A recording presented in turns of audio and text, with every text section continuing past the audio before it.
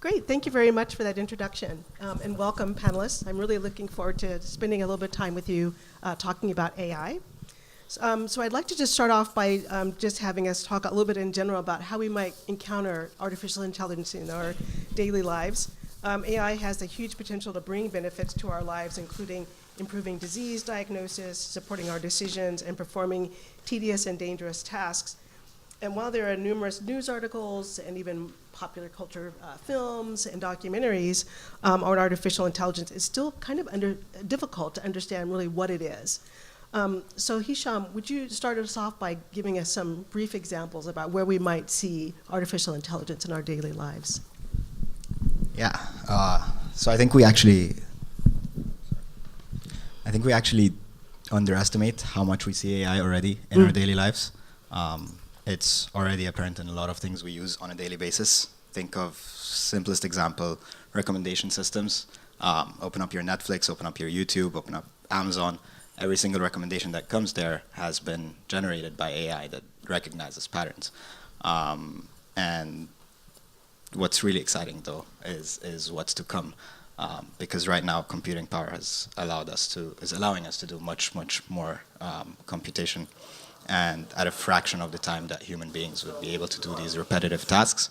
So I can talk about some of that later. Okay, yeah, we'll definitely get to that. Lee, what about you? Where do you see AI? Is it showing up in games at all? Is it showing up in sports, for example? Actually, my favorite example is about just applying for credit and mortgages. And this is an old problem because people have been effectively trying to borrow money for thousands and thousands of years. So it's not a new problem, but AI has transformed it drastically.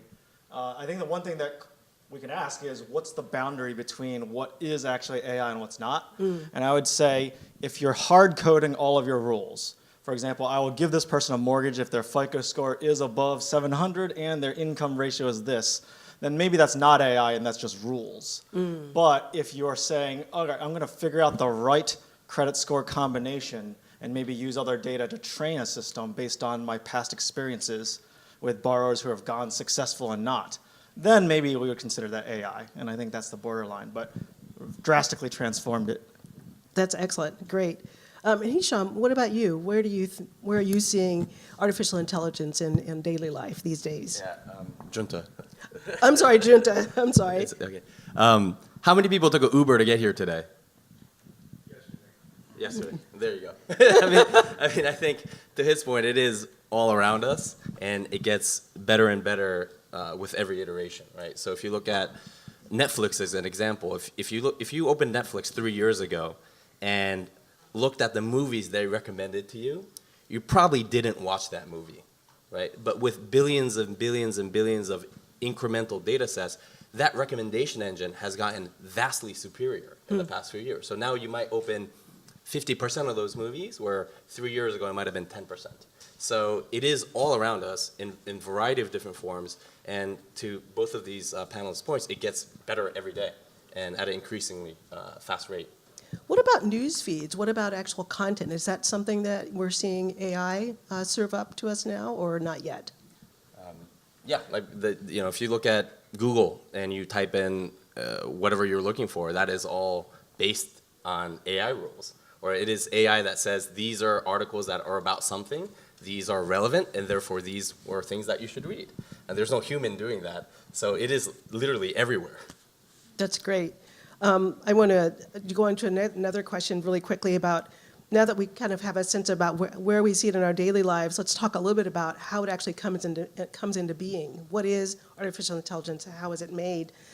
So Junta, can I just stay with you and ask, tell me a little bit about what is it like to actually try to train a machine to learn? Yeah, and I think the word train is very, very critical here, because the AI that is in the general public's perception doesn't really exist, right? The general intelligence, that sort of, I call it the magic sprinkle dust, right? It really doesn't exist. It's, AI, and especially what we do at Selerity, is supervised learning. And supervised learning is very similar to training a child, right? Through iterations saying yes, no, yes, no, yes, no, over and over and over again. This is how you start to train the machine, so that the machine gets smarter and starts to understand things in a much more nuanced way. So the training part is very, very critical for AI. Wow, that's very interesting. I've heard that it actually requires a lot of information to actually train a machine. Lee, can you tell me a little bit about that? What are these large data sets about? Yeah, and actually one other huge point, I agree, you do need a lot of data to be able to train. And the other thing is you need to make sure you're training on the right metric. So when we think of machine learning or even supervised learning, you're telling the computer during this training process, here is the problem and what is the correct decision. And if you choose the wrong metric or goal to optimize on, you might actually be misserving your audience. And here's a classic example that I love a few years back, and I think a lot of us use Facebook here. It used to be that Facebook's news feed would optimize on which links on your feed would get the most clicks, because the engineers believed in the first version that, oh, more clicks means more engagements, means more ads served, and that's what we should train all of our AI systems to use. But unfortunately, that promoted all of those very bad, what we call link bait, or BuzzFeed articles. Those articles that everyone hates where the headline's catchy and the picture's catchy, but once you click through, you really aren't happy with the content you got because it's kind of fake. And so you have to somehow go back to your system. And even though you're doing AI, you need to really think carefully about how you're constructing this training process and the data you're giving it. Oh, that's really interesting. Well, maybe, Hisham, can you kind of take that and broaden it out a little bit? I'm really curious to hear a little bit more about what kinds of activities are typical for used to train these machines to learn. Yeah.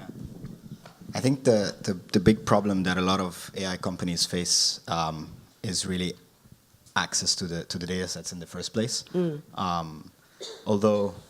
Although startups have the advantage of being young and agile and being able to apply AI and attract the best engineers and so on, the incumbents really have, in a lot of industries that AI is applicable, have these large amounts of data. So that's kind of the challenge that each and every startup that we see at HOF kind of needs to have a competitive advantage by having access to these data sets. In a lot of cases, also data is not normalized. So you actually have massive like Excel sheets with like financial history or so on, but it's really not, it's scattered, and so you need to normalize that data, and that takes time. It's actually one of the biggest challenges for this. We look for startups at HOF that essentially are targeting enterprises that have massive amounts of data and have that traction initially, and then you can have the best product out there, because in the long term, everyone else will fade. All the other models will not be as good as your model if you have large amounts of data. Well, can you tell a little bit more about this activity or the kinds of activities that are easiest to actually have a machine learn to do? Does it have to do with sort of the creativity of the activity? Does it have to do with maybe the complexity, or is it the ease of the task? Quite the opposite. I think it's really the repetitive, non-creative tasks, and that's usually also a general misconception. AI is going to take over and so on. AI is actually the prime use case right now and machine learning is really replacing these repetitive tasks that require a human being. Like, think of telling someone, identify this lion out of pictures of a lot of animals. You'll tell them that once, and you'll have to train each and every human being in a corporation to identify that lion. And in an AI system, you'll have to initially give it like hundreds of thousands of lion pictures and other animals and tell them this is the lion. But after that, you can copy that and you can scale it, and you can scale it very cheaply, and you'll be able to identify lions very, very easily. So it sounds like the conception of AI, maybe the misconception that we have now is that it thinks like a human, but what you guys are describing is actually something that's very simplistic, and it can do it over and over again, identify this, make this calculation, make this judgment, as long as it can follow the same rules over and over again. You're nodding. Can you say a little more about why is it? It sounds like it's actually a very narrow. Yeah, it's actually quite narrow, and we see in real estate all the time, especially in the real estate world. Everyone assumes that why are real estate brokers still around? It seems like they do something very repetitive, opening doors, showing houses, and collecting huge commissions, right? But I mean, it turns out they actually do a whole lot of interaction with their client. There's this huge emotional hand-holding problem that is so nuanced, and people's preferences between what's important to them when they're looking at a house is also different from person to person. The example I love to give is if an agent sells your house within 1 day, that's the best job they could possibly do, the client is actually very mad. Because if the house sold in 1 day, it doesn't seem like the agent did much work, and they actually despise the client. A client is more likely to recommend an agent that struggled for weeks and weeks and gave open houses and seemed to have a hard time, and then finally sells it. And so the analogy there is, if you've ever played a chess program, I've never had fun, because either the program just beats me completely because it's too good, or it's one of those bad programs on the airplane that loses on purpose so you feel good, and it doesn't feel very human. And it'd be much, much, much harder to write a chess program that gauges how well I'm doing and adjusts its play and loses to me just barely like a human so I feel like I triumphed, which is what real estate agents are doing. They want to make the clients feel like they got a good deal no matter what. That's really fascinating. Well, while we're on this topic of feeling good, how do you see AI actually benefiting? How do you see it being the most helpful to people? What do you think? Since it's kind of narrow, it's really good at repetitive tasks. What kind of things do you think that AI could be very good at? The primary benefit is just taking these very large and multi-parameter data problems and really finding the kinds of complex relationships between the data and inputs that humans really are not as equipped to do or wouldn't have thought about. But there's a huge danger, and I think maybe the previous speaker was alluding to this. What if the best possible AI algorithm causes us to do something illegal or unethical? And back to applying for mortgages. I mean, this is already a known problem. It is possible that the data will show that certain ethnicities or certain geographies are much more likely to pay back their mortgages. But it's illegal to discriminate in these kinds of ways. And so who is liable when we create the AI that finds the perfect algorithm but then causes us to do something illegal and against the law? So it sounds like what you're alluding to, and maybe Junta, you can jump in here, is that it sounds like there needs to be a partnership. We have this very repetitive, very predictable set of software that can make decisions, but it sounds like there needs to be a person there partnering with the software to maybe make judgments. Absolutely. I think all of us would be happier if we didn't have to do all the repetitive, busy work and focus on the parts of the job we like the most, right? I think radiology is a great example, right? A human radiologist can remember thousands of images, maybe, right? A machine can go through millions. So if your sole task is to identify a broken bone, well, a machine can do that better than you. But what makes a desirable radiologist today is not someone who could just look at these x-rays in a dark room, is someone who could communicate that with a patient, right? Who could articulate the problems, who could collaborate and coordinate with the other doctors to come up with a holistic plan for recovery. So the desired skill sets of what it means to be a radiologist probably changes, but at the same time, it probably is a much more rewarding work for, if you're extroverted, I guess, as a radiologist. That's great. Well, that's actually a good segue, because the next question I want to ask really has to do with work and maybe the future of work. And maybe we can start off with you, Hisham. I'd really like to have you talk about, we know that we've heard in the news about jobs disappearing. But in your opinion, what are the jobs that are actually most likely to be used by AI or replaced by AI? Yeah, I think the prime use cases here are where you can make an ethical case to begin with. Like, for example, some of the things we're interested in are obviously self-driving vehicles and transportation. You're factually going to save a lot of lives. I mean, it is no doubt, we as humans are obviously flawed, and we lose millions of lives every year to car accidents. So I think that's one huge industry that's going to be transformed initially, because the legal system and the masses will see that eventually. It's going to be a $7 trillion industry by 2050, and the whole ecosystem is based on AI. Beyond that, AI for drug discovery is I think, also one of the most exciting things that are only possible now. And you see all these companies essentially using AI to find therapies and to find things that would have usually taken us years to find. So I think AI is actually the gateway to eliminating many of today's deadliest diseases, and that's also a prime use case. But obviously, I mean, job displacement is happening, and we need to be aware of it, and there's going to be a big temporary thing that we need to deal with, but it's inevitable, and we need to embrace it, I think, because it's for the better, as I just mentioned. Got it. So it sounds like there are drivers where you actually can benefit from the efficiency, but what about situations where, in an example where countries are actually losing people, maybe because of demographic pressures, there just isn't the labor market to replace people. Junta, what do you think about that side of the story, where you actually have pressures from the labor market? Well, yeah, I always say necessity is the mother of all inventions, and since we're at the Japan Society, Japan's probably the best example of demographic problems. Right? So if you think about the number of people that die in Japan a year, that number is about 1.3 million. And the number of people that are born in Japan is about 900,000. Right? So if you think about it, the city the size of Miami disappears every year in Japan.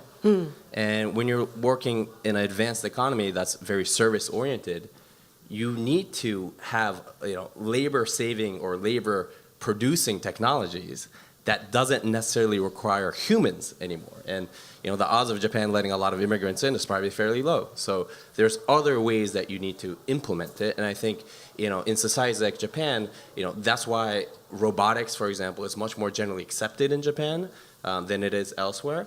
But this is Japan, I believe, is not the exception. It's just early. Right? And I don't think people realize, if you look at the United States, there are certain states that have a birth rate that's very similar to Japan. Right? Rhode Island is like 1.4, 1.5. Japan's 1.3. It's not that dissimilar.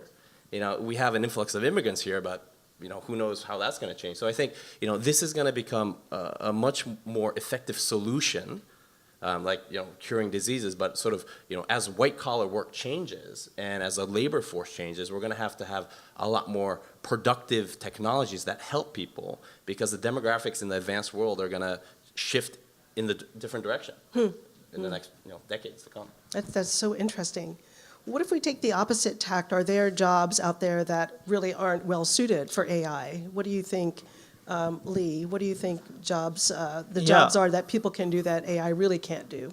Well, certainly, I don't want to steal too much thunder from the next panel, but I know there's so much we can empower in a world of, say, smart contracts and blockchain. But when you've done enough complicated transactions with lawyers and things go wrong in big deals, closings are always delayed, and there are just lots and lots of lawyers that argue every little nitpicky point. And the problem is, one thing that I guess smart contracts can give us is a well-defined, rigid set of rules that everyone can follow and make sure are executed.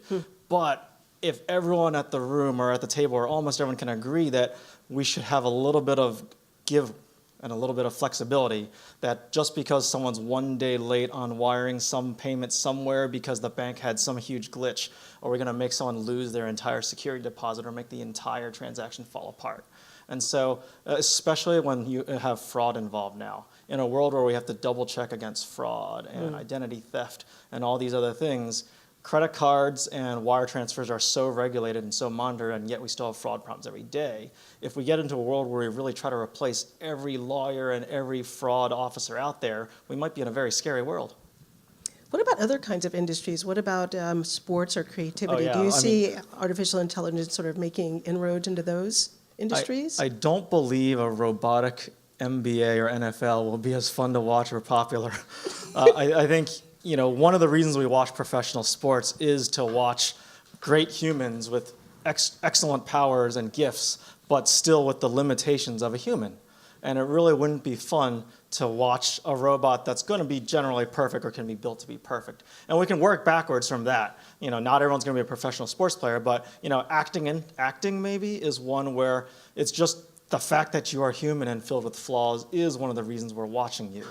And then work even further backwards. Now let's get back to just emotional tasks like being a therapist or being a real estate agent, and really just having to understand so many different emotional inputs that are hard to encapsulate in the data that we were just talking about.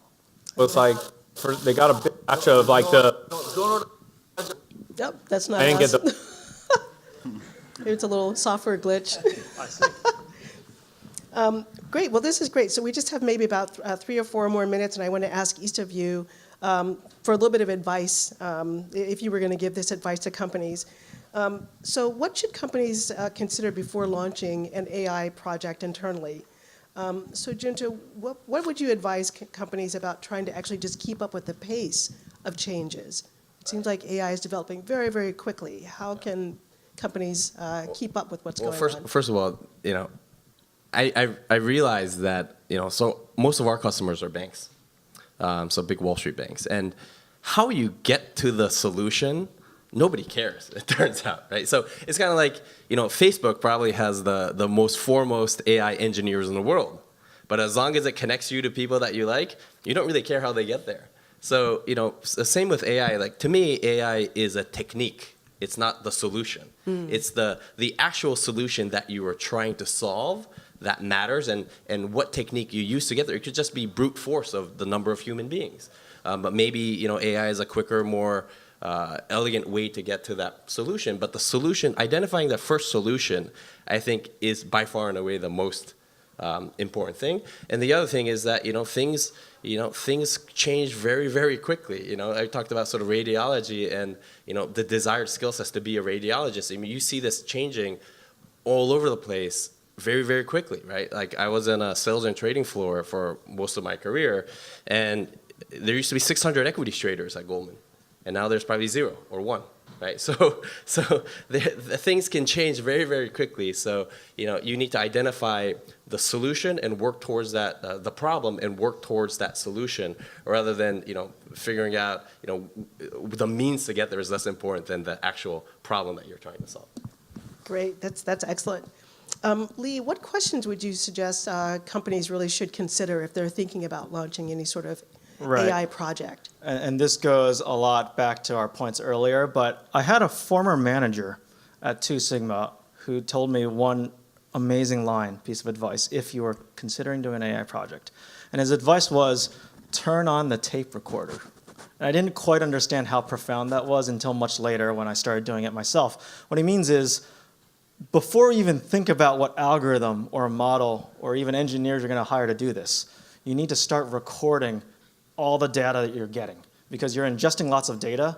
And chances are, in the future, if you ever want to go back in time and reconstruct the data you had at that moment, you're not going to be able to reconstruct it fully. For example, we can go back and try to figure out if someone's buying TV A versus TV B, but it's not going to be meaningful unless you knew the exact relative prices of those two at the time and anything else that was available. So revisions in data happen all the time. And also, data gets thrown away all the time. And later on, when you try to buy a data set for lots and lots of money from some third party that's selling it, chances are they haven't done a good job of recording every single moment. They overwrite data with new data as it's updated. And so if you want to know the exact actual situation of the world at the time you knew it, which is the only thing that's meaningful to training AI, you might not have it. That's fascinating. So Hisham, maybe you can close us out here. I wondered if you would tell me a little bit about what do you think is going to happen when machine learning becomes a commodity? What if a company came to you and said, "What do we do? This has become a commodity." What would you advise them? I think it's already somewhat starting to become commoditized. Machine learning. There's open source code out there. It's not about the algorithm. I think just going off of what they said, it's really about what you do with it. And I see this every day being a VC. Like, we're doing AI for this, AI for that.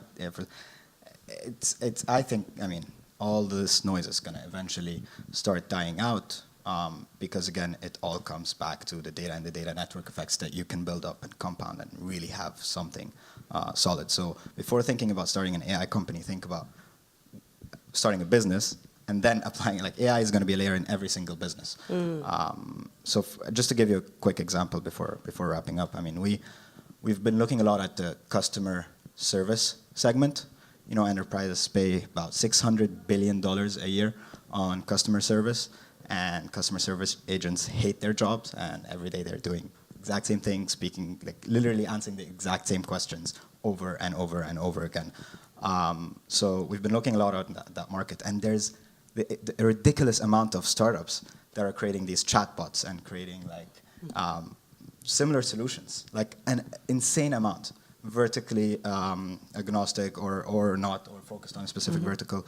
I think a lot of that eventually is going to die out. There's going to be like a data network effect. There's going to be a winner that takes all, or at least 2-3 winners that essentially dominate the market. And so you got to think very, very carefully on what data sets you'll be able to get. We just made an investment after looking at the entire market in a startup that's going top down. They went to the enterprises that have millions of customers, billions of customer interactions, decades of history, and you put that, you're more or less eventually going to have the best product out there and be a winner at the end of the day. Great. So, Okay. yeah. Excellent. Well, I think that's all the time we have. Thank you very much for your insights. I really appreciate it. This has been really fascinating. Thank you. Cool.